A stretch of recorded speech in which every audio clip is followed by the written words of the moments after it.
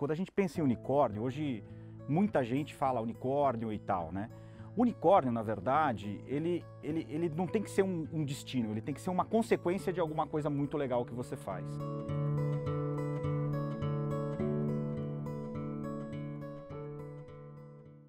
Olá, sejam bem-vindos à série de vídeos da Forbes Brasil sobre empreendedorismo, inovação e transformação digital. Hoje eu tenho o prazer de conversar com o Leandro Baran, aqui no estúdio da Forbes, que é um executivo que construiu sua carreira nas principais empresas de tecnologia do Brasil, teve a experiência no primeiro unicórnio do Brasil, que foi a 99, e hoje é sócio e também executivo da South Rock Labs, que além de várias marcas, tem também o Starbucks, né, como uma empresa do grupo no Brasil. Leandro vai compartilhar bastante com a gente sua experiência. Leandro, seja bem-vindo ao estúdio da Forbes. Fala, Thiago, tudo bem, cara? Para mim é um prazer. Bom, Baran, um dos motivos pelo qual lhe convidamos para estar aqui é porque você tem uma das poucas experiências que eu acho que todo mundo hoje quer ter, que é a experiência de ter passado pela transformação digital dentro de um unicórnio. E antes de explorar um pouquinho da sua carreira, queria que você começasse por esse tema, contando pra gente como é que foi essa loucura, em que teve momento que você pensou em desistir, não teve, como é que foi? Teve muitos momentos que eu pensei em desistir, né? Mas o mais legal, Thiago, é o seguinte, quando a gente pensa em unicórnio, hoje muita gente fala unicórnio e tal, né? O unicórnio, na verdade, ele não tem que ser um destino, ele tem que ser uma consequência de alguma coisa muito legal que você faz. E a minha jornada na 99, a jornada de todos os 99ers que fizeram parte dessa história, foi muito legal por ter também sido um unicórnio. Mas a gente fez tanta coisa bacana no meio, e assim, para mim foi o meu MBA de empreendedorismo na prática, de gestão, de empreendedorismo, de viver uma startup raiz, de fato, né?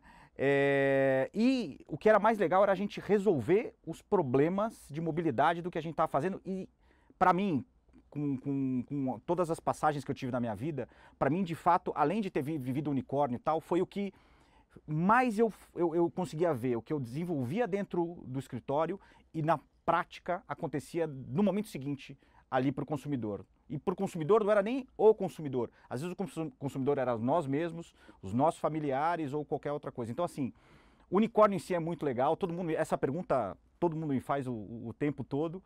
Mas o mais legal é você conseguir, de fato, construir toda a base para aí sim você virar unicórnio, né? Então foi um negócio muito bacana. Entrar numa companhia onde você tem menos de 100 pessoas. Depois de um ano a gente tinha 1.500 pessoas.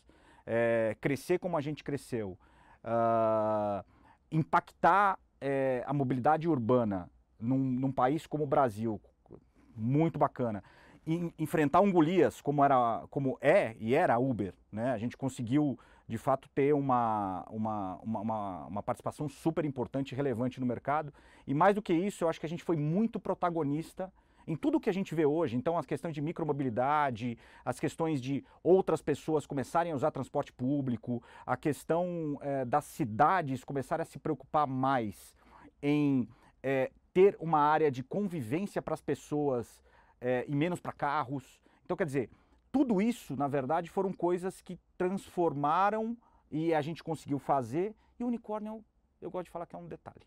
Então é muito legal, é muito bacana, mas acaba sendo só um resultado e acaba sendo só uma consequência. E você acredita que trabalhar com um propósito como esse, que é um propósito muito forte, né? Mudar a mobilidade, mudar a forma como as pessoas se deslocam numa grande metrópole, ajuda na hora de incentivar a sua equipe? É fundamental, Thiago, porque é o seguinte, por definição, uma startup não tem dinheiro, né? Então assim, a gente... É muito legal depois ver todas as rodadas de investimentos do que a gente fez, todo o resultado depois do exit da venda, é super legal. A questão maior é que na maioria dos dias, dos 365 dias do ano, a gente contava ali as moedas, né? E que eu costumo dizer, quando as pessoas me perguntam sobre isso, muita gente sabe as rodadas de investimento e as coisas incríveis do que a gente fez, pouca gente sabe que a gente quebrou 2, quase 3 vezes. E viver startup é isso, né? Viver a incerteza todo santo dia. Então a gente quebra todos os dias e a gente, na verdade, tem que sempre fazer o resultado e fazer o negócio acontecer. Então acho que assim, é muito legal ver as pingas que a gente toma, mas ver os trupicos que a gente leva é mais complicado. Com né? certeza. Eu lembro que boa parte da cultura, né, tanto da 99 como dessas grandes empresas que trouxeram aí essa questão de aplicativos de mobilidade urbana, era vivenciar o dia a dia do motorista e do cliente. Você viveu isso? Você dirigiu táxi? Como é que foi? Então eu vou aproveitar aqui e vou até te falar sobre a questão, ligar a questão do propósito, né? Quando a gente fala de uma empresa como essa, a gente falava de ser a empresa mais orientada a cliente do mundo. E não era só do nosso mercado, mas do mundo. Como é que você faz isso? Quando você experimenta e você usa o que você está fazendo. Na 99 só tinha um jeito de fazer isso. Era você sentar num carro, ligar o aplicativo e você dirigir. E a gente ia para a rua e dirigia. Né? Então quando a gente liga a propósito, uma coisa que poderia ser penoso para fazer isso, acaba sendo prazeroso, porque você está ali vivendo a vida de um motorista, que é um stakeholder importante para nós, escutando o feedback em tempo real do passageiro ou dos passageiros, né, que estão no carro, interagindo com o aplicativo e com a tecnologia que você desenvolveu e que você está gerenciando ali, né, e ao mesmo tempo vivendo na pele tudo aquilo que é a transformação de fato. Né? É o que é o propósito de você buscar e melhorar a mobilidade das pessoas. Então, assim, voltando até a tua pergunta anterior, ter um propósito é fundamental, porque a gente precisa, além de resolver um problema e além de não ter, usualmente, dinheiro para fazer isso, eu preciso atrair boas pessoas, eu preciso ter talentos. Tudo passa por pessoas. Se eu não tiver um propósito que me move todo dia, muitas vezes, ao final do dia, às vezes por N razões do que acontece, a gente acaba estremecendo. Então é difícil você se manter motivado todos os dias. Então você tem que manter alguma coisa que te move para isso. E o propósito é uma das coisas muito mais legais. Se manter motivado também, né? Motivar a sua equipe, se manter motivado. É e criar ali todo um espírito de que realmente estamos trabalhando para mudar algo na sociedade e que isso vai voltar, né? É isso. Mas que no final das contas as pessoas têm que entender que a empresa também tem que funcionar e ganhar dinheiro. Né? Exatamente, exatamente. Não é uma ONG, né? No final do dia não é isso. A gente precisa ganhar dinheiro, precisa retornar aos acionistas, aos investidores, ao mercado em si. Então, eu acho que até o mais importante. Eu tive esse sentimento, eu estava um tempo atrás, acho que a gente até estava num evento juntos, Verdade. Que a gente escutou uma palestra onde falaram que tem uma coisa que é mais importante que propósito, que é o legado. Eu consegui, eu acho que depois fazendo uma reflexão, viver isso na prática. Né? Então assim, a gente falava muito de propósito, que era o que nos movia, para onde a gente ia, mas se a gente conseguisse, se eu fizer uma reflexão agora e olhar, o legado de fato é uma coisa muito bacana. Né? Então o legado para a sociedade, o legado para as pessoas que passaram para lá, o legado para os acionistas, para os investidores, para o mercado em si, e o legado pessoalmente para mim mesmo, né? E para todos os 99ers que viveram tudo isso. É um negócio de fato que eu acho que foi um marco de mudança na minha vida em todos os sentidos. Eu acho que na vida de todos, né? Porque querendo ou não, acho que é um processo que não volta atrás. Né? Eu acho que o compartilhamento, a mobilidade compartilhada é nova economia, é as novidades. Agora, deixa eu explorar um pouquinho como foi o Baran, né, o Leandro, durante essa saída. Você teve uma carreira construída, até vou pedir que você explore um pouquinho, assim, você teve uma carreira construída em empresas de TI, de repente você aterrizou numa startup e hoje, né, empreendendo aí num grande fundo. Mas como é que foi essa transformação? Trocar o certo pelo incerto, né, o seguro pelo não tão seguro, como foi? Pois é. Eu tive, e até contando um pouquinho da minha história, eu tive 3 grandes vidas, vamos chamar assim. Uma vida que foi dos 13 até os 18 anos,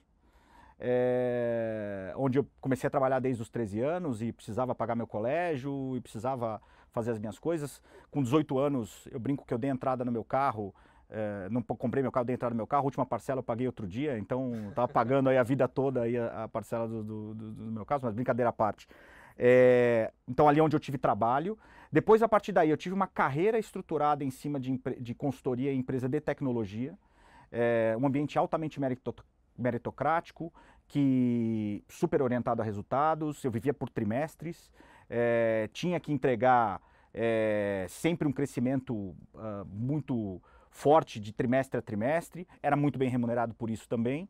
Por outro lado, pouca gente Aí eu vou desmistificar talvez a primeira coisa aqui que a turma coloca. Fala assim, bom, Baran, você trocou a segurança das multinacionais pela insegurança da startup. Eu falei, isso nem sempre é uma verdade. Porque emprego, bom emprego para pessoas boas sempre tem. O problema é que você pode perder o seu emprego. Então, assim, eu estava sem saber, empreendendo dentro das empresas, porque uma empresa de tecnologia, ela de um ano para outro, ela muda. E você tem que mudar time, você tem que mudar a estratégia, você tem que mudar todo o approach, você tem que estar sempre aprendendo, porque a tecnologia ela está sempre na tua frente, ela nunca está... você nunca está à frente dela, você está sempre correndo atrás para aprender, para conhecer coisas novas, as coisas vão mudando e cada vez vai ser assim, né? É assim e sempre vai ser assim. Então eu sempre estava empreendendo. Então a primeira coisa para desmistificar é que era uma coisa segura, né? Então, por outro lado, eu gostava muito daquilo. Mas em determinado momento, quando eu tinha eu tenho 41 anos hoje, eu tinha 34 anos, eu já era um executivo muito sênior de uma multinacional, entregava boa parte do resultado da companhia, eu era muito bem remunerado por isso, e minha vida começou a ficar sem sentido. Pode ser alguma coisa, eu ainda não consegui ainda aterrissar isso, mas pode ser uma coisa ligada a propósito, a questão do legado, isso, aquilo.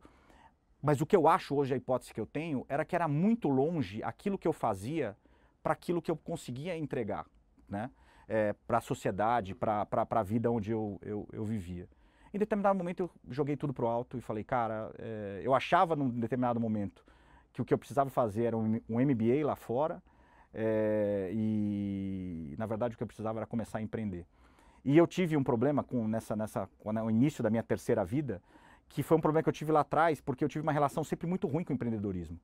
Meu pai, quando eu tinha 13 anos e foi meu primeiro emprego, ele montou uma loja de som e alarmes. E foi uma catástrofe. Porque quando ele foi desligado da companhia onde ele estava há 26 anos, ele tinha prometido para ele mesmo que ele nunca mais trabalharia para ninguém. E para mim, empreender era ruim. Nem se falava empreender lá atrás ainda, da forma que se fala hoje, né? Negócio, mas ser um empresário era muito ruim. E para mim, de uma certa maneira, eu tinha uma relação ruim com essa história de empreender.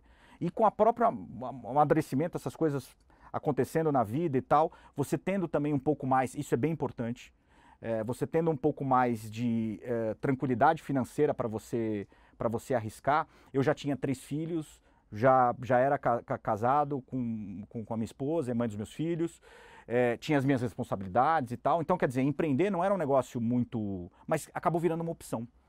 E eu acabei fazendo isso em uma transição muito bacana, né? E aí foi minha terceira vida. Com a seguinte tese: o mercado brasileiro, isso já era 2015 mais ou menos, o mercado brasileiro de empreendedorismo ele já estava vindo, o mercado com acesso a capital, com um amadurecimento mais interessante acontecendo, o Brasil mais estruturado e mais aberto e fácil de se fazer as coisas. Ainda é muito difícil, mas assim, lá atrás era muito mais difícil. Tinha mais capital no mercado, acho que a crise também trouxe muita oportunidade. Exatamente. E abriu, na verdade, um insight de que eu poderia usar todo o toolkit que eu aprendi na minha primeira vida e a segunda vida, tanto o trabalho quanto o emprego que eu tive, de execução, de fazer, de entregar, de mudar, de acreditar nas pessoas, de trabalhar sempre com um time com alta performance, que eu poderia, junto com esse toolkit, com empreendedores, a gente co-empreender juntos. Então eu tinha um certo capital meu, tinha alguns amigos, a gente acaba fazendo alguns amigos que também eram patrocinadores para entrar nessa história e gostariam de fazer essa mesma transição. E com essa tese eu acabei começando a terceira vida, que é a vida do empreendedorismo. Então essa vida ainda é mais recente, eu estou aprendendo a ser empreendedor, eu brinco que eu sou um executivo empreendendo, tem uma diferença muito grande. Sim. Mas tudo, absolutamente tudo, se resume à execução. Então eu acho que tem algumas coisas muito legais que eu trago lá de trás, que eu acabei aprendendo com a vida, de que se você não entregar resultado não adianta, que é um pouco do que você falou. Se eu não gerar resultado para a companhia, eu posso estar fazendo a coisa com o maior propósito do mundo, com isso, com aquilo, se eu não, para a companhia, para a sociedade ou para alguma coisa, não adianta de nada, né? Eu brinco que a pessoa sai da startup, mas a startup não sai da pessoa, né? Pelo que eu tenho acompanhado, você voltou a investir em startups, está buscando... O que você busca hoje para investir numa startup? O que é? É o propósito, é o legado, é um produto diferente? Como é que está o mercado hoje para quem quer investir em startup? Primeira coisa, eu acho que eu tenho que resolver um problema. Uma startup por si só ela tem que fazer duas coisas. Ou ela resolver um baita problema que nós temos e que um grupo grande de pessoas tem também. Então, porque isso aí vira uma grande oportunidade de negócio, onde tem problema tem oportunidade. Isso é um primeiro ponto. O segundo ponto, ela tem que colocar uma nova tendência. Uma tendência diferente que vai melhorar alguma coisa para um grande número de pessoas. Se eu tiver essas duas coisas, eu tenho uma boa tese para desenvolver. Isso é a primeira coisa. A segunda coisa. Eu brinco que eu invisto no jockey, não no cavalo. Isso eu aprendi errando, investindo em bons cavalos com jockeys ruins. Explico. Cavalo bom, jockey bom é a melhor coisa do mundo. Então, se eu tiver um bom negócio com um bom time, muito bacana. Se eu tiver um cavalo bom com um jockey ruim, eu me estrepei, a maioria das pessoas acabam se estrepando. Por outro lado, se eu tiver um cavalo que ele está meio manco e um jockey bom, é mais fácil eu fazer fisioterapia no cavalo. Eu trabalhar reforço, ou trabalhar qualquer outra coisa no cavalo, ou até trocar o cavalo, que é o que o mercado agora fala muito em pivotagem e tal. Eu troco o cavalo por um outro bicho, inclusive, e boto o jockey em cima dele, que a coisa vai. Então eu preciso ter um bom time, né? E a execução. Porque o resto em si, eu acho que ele já existe. Você tem hoje um bom acesso a capital. Você tem uma condição macropolítica econômica que favorece a isso também. Então, juros mais baixos, muita gente procurando outras alternativas para você para investir. Tem muita incerteza, sim, com relação à questão governo, Brasil e tal, mas tem muita coisa vindo de fora em termos de investimento. O SoftBank é um dos exemplos, tem N outros exemplos menos famosos do que o SoftBank, né? Que a gente acabou fazendo o negócio com a 99, é o mais famoso e tal, mas tem outros negócios, né? Outros fundos, outras pessoas, até pessoa física vindo para o Brasil e tal, family offices lá de fora e tal. Então, capital tem. Então, você precisa ter, na verdade, um problema para resolver, você ter um bom time e uma capacidade de execução muito bacana. Eu acho que com isso tem uma boa receita para você fazer uma startup de sucesso. Com certeza. E assim, nem todo bom negócio é necessariamente uma startup, né? E nem toda startup necessariamente vai resolver todos os problemas da humanidade. Mas hoje realmente a gente vê que é muito mais fácil para grandes empresas que queiram resolver os seus problemas, buscar através de empresas menores, algum tipo de processo que talvez seria muito mais lento resolver internamente e é muito mais rápido você buscar no mercado. Demorou para aprender todas as terminologias de startup? Não, porque é um mundo à parte, né? Eu acho que deveria ter um curso específico de inglês para startupeiros, para você saber tudo isso. É o pivotar, o bootstrapping, o LTV, CAC, churn, por aí vai. Cara, até hoje eu não sei, Thiago, eu vou te falar que é difícil. É uma MBA específica. É um MBA específico, mas cara, quando você para pensar, fora as terminologias da moda, tem muitas coisas que são de antigamente. Reinventadas né? apenas. Então assim, quando você fala assim, bom, eu vou fazer um playbook, cara, é um modelo de governança e de gestão que a gente falava antigamente. Eu vou fazer um hackzinho novo para fazer... Um hackzinho, na verdade, é um modelo do que você vai fazer para estruturar e resolver algum problema. Eu vou... qual é o CAC? É o teu custo de aquisição de cliente, pô. Isso aí, cara, já tinha desde sempre. Provavelmente tinha outro nome lá atrás, mas tinha. E por aí vai. Então, assim... É difícil, cara, mas assim, até hoje eu acho que eu não sei, todos, porque e cada dia criam novos, tá? A turma é boa, Há pouco tempo eu tive uma rodada com mais de 40 presidentes de empresa na Semana de Tecnologia de São Paulo, onde eu estava moderando a discussão entre todos eles, e uma das coisas que a gente comentou foi isso, como que o executivo de hoje, com seus 50, 60 anos, digamos, de uma grande multinacional, se coloca nesse mercado de startup, porque é a mesma coisa, mas reinventada, repaginada. É isso. E aí mudando então, entrando um pouquinho em transformação digital, Leandro. O Leandro, eu falei um pouco aqui na bio dele, mas ele, além de ser um dos sócios da South Rock, que é detentora no Brasil, por exemplo, da marca do Starbucks. Isso, a gente operação toda, isso, né, operação do Starbucks ele e outras tá, marcas. E outras marcas também. ele está liderando a questão da SoftRock Labs, que são Isso. laboratórios de inovação da SoftRock. Queria que você falasse para a gente um pouco no viés de transformação digital dentro do grupo, por exemplo, na Starbucks, como que ela está se reinventando, se adaptando ao mercado brasileiro, e muito específico do que é o Labs, dentro do que você pode contar para a gente. Claro. Tiago, uma coisa que eu persegui e que uma coisa que eu acabei investindo nas minhas startups e que acabou culminando agora com essa da SoftRock, é você ter a união de duas coisas. A primeira coisa é a união de você pegar dados e esses dados você transformar em informação e baseado nessas informações você tomar decisões. Então você colocar ciência em cima disso. Quando a gente olha isso, o próprio marketing hoje tem muito mais engenheiros trabalhando com marketing do que marqueteiros. Eu sou um marqueteiro, sou publicitário de formação e vi a minha profissão ser invadida por engenheiros. Eu brinco que eu sou engenheiro por osmose, porque eu trabalhei com tanto engenheiro minha vida toda, então eu acabei pensando e trabalhando com engenheiro, mas eu venho de uma outra formação. Então assim, isso é uma coisa. A segunda coisa é a questão da experiência. Hoje, nós como consumidores, a gente busca sempre uma experiência diferenciada. E eu tenho uma tese particular de que negócios que combinem uma boa ciência de dados com hipóteses muito bem fundamentadas e com uma experiência incrível, essas duas coisas juntas podem ser muito bacana, né? Então elas podem, além de, aí como eu estava dizendo sobre startups, além de resolver problemas, você pode criar novas tendências.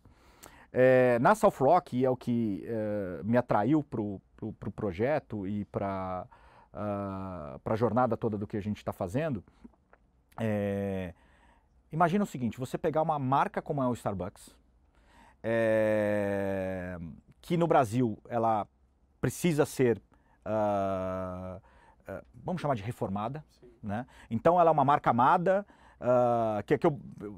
outro dia eu recebi um pessoal no escritório e o pessoal estava falando assim, Baran, é muito legal o que vocês estão querendo fazer, porque assim, vocês têm um negócio que é uma marca que é amada, que quando eu vou na 25 de março, e era um pessoal de um banco, não vou dizer o nome do banco, mas na verdade não é nem o banco deles, mas qualquer banco, ninguém vai lá e pirateia a camisa do banco para usar, mas cara, da Starbucks a turma pirateia, né? E assim, ninguém... Tem tatuagem e tal, né? Então, assim, isso é uma coisa. Outra coisa é de empresa de telecom, também não tem, ninguém vai lá e coloca uma de empresa de telecom e tal. Então tem uma questão com a marca que também é importante. Imagina você pegar essa potência, principalmente no mercado americano, onde o app da Starbucks é o app mais baixado da loja da Apple e da loja do Google. Tem alguns bilhões de dólares de cash-in dentro lá, então se fosse só ganhar de floating com o dinheiro que tem lá fora aqui.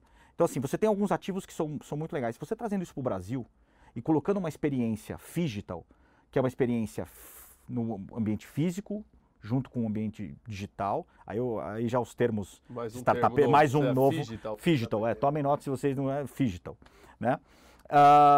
E com você resolvendo um outro problema de qualquer consumidor em qualquer lugar, pode ser nas nossas marcas, nas nossas lojas ou em qualquer outra, que é o problema, o friction, ou seja, você tem alguma frição na tua relação com a marca ou com coisa. Um clássico é o pagamento. E uma coisa que acontece quase sempre no pagamento é um negócio chamado fila, né? Então o Starbucks, globalmente, pensando como um lovable brand, pensando em ser o terceiro lugar natural de qualquer pessoa no mundo. O primeiro a casa da gente, o segundo o escritório, o terceiro o Starbucks. Se eu conseguir colocar uma experiência onde eu não tenho fila, onde eu chego lá e o Starbucks sabe mais ou menos o que eu já vou pedir, me oferece isso dentro do meu smartphone e tal, como é que seria isso? Então quando a gente pensa em lab, a gente está pensando em construir esse tipo de coisas num primeiro momento, para as nossas marcas e começando pelo Starbucks, né? Então você acaba criando e sendo inclusive uma fábrica de startups, porque eu crio uma série de coisas, onde uma das coisas que a gente está fazendo hoje, por exemplo, é você fazer o pedido via WhatsApp. Então, o WhatsApp, como é o WeChat na China, né, que já é um baita de um super app e tal, é o que a gente mais usa, é só pegar as estatísticas do nosso smartphone, né? Então, assim, acho que como geral, o brasileiro usa muito. É agora que o pessoal não sai do WhatsApp. Agora é que não sai do WhatsApp mesmo. Então, você fazer o pedido e você fazer o pagamento pelo WhatsApp, né? Então, é você usar a tecnologia a favor dessas coisas todas. Então, quando você pensa em Lab, é isso. Quando você pensa em Lab, você está pensando em o contato humano, ele tem que ser muito mais importante do que qualquer dessas tecnologias, por mais bacanas que elas sejam. Então, ao mesmo tempo que eu estou desenvolvendo coisas ligadas a um pedido dentro de um WhatsApp, a gente está desenvolvendo coisas onde, da mesma forma que a gente está falando aqui, poderia ser eu como barista do Starbucks, você como meu cliente, e eu aqui te atendendo e nem precisando digitar, tendo um microfone como a gente tem aqui, né? E a tecnologia fazendo todo o pedido e eu podendo sorrir, podendo interagir, podendo ter um contato melhor, porque hoje, de novo, quando a gente fala em experiência, a gente confunde às vezes um pouco essa história de colocar isso tudo muito robótico e, na verdade, a experiência ela tem que estar na frente de tudo isso, né? Então, esse tipo de coisa a gente tem desenvolvido lá dentro como exemplo de coisas que a gente está fazendo, né? Legal, no mundo digital, eu aprendi, no mundo digital, o ser humano é o que prevalece, né? Então, Sempre. A experiência de qualquer produto focado no usuário é o que vai se diferenciar no futuro. Exatamente, exatamente. E a tecnologia tem que ser meio. Ela tem que ser um meio para que você, de fato, consiga fazer as coisas melhores do que você faria sem ela, né? Agora, por exemplo, vocês estão inovando com uma empresa do grupo que está ajudando a criar todos esses labs e tudo mais, fomentando um ecossistema de startups que está também trazendo soluções para vocês e você consegue aplicar na operação que é toda própria, né? Por exemplo, do Starbucks ou das outras lojas. As lojas são todas nossas, sim. E qual que é o próximo passo? É vender por exemplo, vender essa inteligência para outras marcas fora do grupo, crescer, isso pode virar uma fintech no futuro, por exemplo? Então, excelente ponto. Um Comex? Excelente ponto. Imagina o seguinte, tem coisas naturais quando a gente pega um dado, transforma ela em informação, você pode ter várias coisas que você faz com essa informação. Uma das coisas eu posso fazer cross-selling entre as marcas, né? Eu posso criar serviços ligados a isso, entendendo quais são a utilização dos meus usuários e oferecer essas coisas. As coisas que estão e aí muita gente está fazendo isso, fazer serviço de assinatura e tal. Eu posso começar a colocar dentro da minha plataforma conteúdo, entretenimento e tal, para que cada vez que você utilizar mais as minhas marcas, você tenha acesso a outros conteúdos que normalmente você usa. Por exemplo, pega os nossos filhos, né? Então, assim, imagina que ele vai ganhar lá o skin novo do Fortnite, vai ganhar mais, porque ele, de fato, usou mais a marca ou fez alguma coisa que faz muito sentido, tirou uma selfie ou coisas que podem ser muito legal e postou com a marca e tal. Então, assim, quando a gente desenvolve esse tipo de coisa, a gente já está aproveitando essa informação. Eu posso fazer outras coisas. Eu posso, por exemplo, criar uma fintech. Porque aí eu posso criar o meu meio de pagamento. Criando o meio de pagamento, eu posso adaptalizar e tal e monetizar em cima dessa base. Eu posso começar a oferecer crédito. Porque se eu tenho toda essa informação que está lá dentro, eu sei mais ou menos que uma pessoa média no Brasil que gasta tanto com a categoria A, B e C de produto e tal, eu posso fazer a conta reversa e saber quanto ela é rendimento familiar, quantas pessoas tem na casa e tal, e eu posso ter um belo score de crédito para vender crédito. Eu posso vender seguros, né? Então eu posso fazer insurtech, outro termo, né? Então fora fintech, tem insurtech, então eu posso vender health tech e tal, então eu posso fazer insurtech. Então eu posso vender seguros para essa turma. Então eu tenho um leque de coisas que eu posso fazer que é muito grande.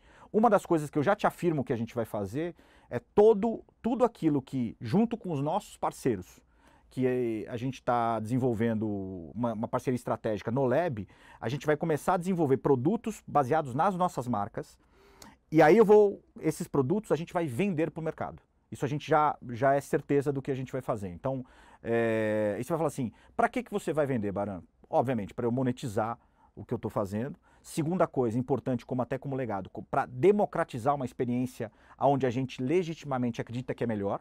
E a terceira coisa, eu fazendo o projeto com outras marcas, e não só do nosso ramo de atuação, aliás, especialmente que não seja só no ramo de atuação. A gente está focando muito no mercado de varejo como um todo, mercado de bens de consumo e no mercado de serviços financeiros, né?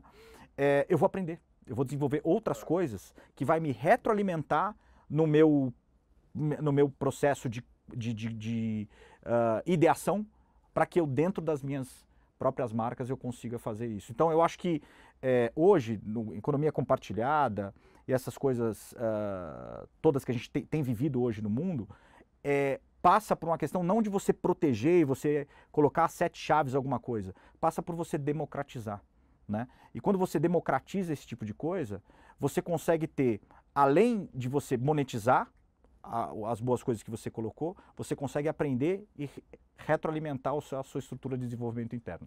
Então o Lab é um braço para isso também, tá? Com certeza. E vide que a democratização, ela ganha apoio popular, ela ganha apoio dos seus clientes e te ajuda na regulação. Se você pensar bem, né, se a gente voltar nas principais capitais brasileiras que regularam o uso de aplicativos de transporte, sem o apoio da população, talvez não provavelmente não aconteceria. mas como Exatamente. foi democratizado primeiro. É isso, é isso. Então quando você cria um conceito e tem uma massa crítica importante de pessoas que dizem, olha, eu preciso ter uma alternativa de first mile e last mile, por exemplo, para o meu transporte público, né? Então, vou dar um exemplo. Eu moro em Alphaville e trabalho um monte de lugar, mas majoritariamente na nuvem, né? Mas assim, majoritariamente nos Jardins, né? Então, assim, meu transporte público, eu tenho no meio só, né? Eu não tenho nem a primeira milha e nem a última milha eu até tenho, perto do escritório, eu estou a 8 quadras de uma estação de metrô.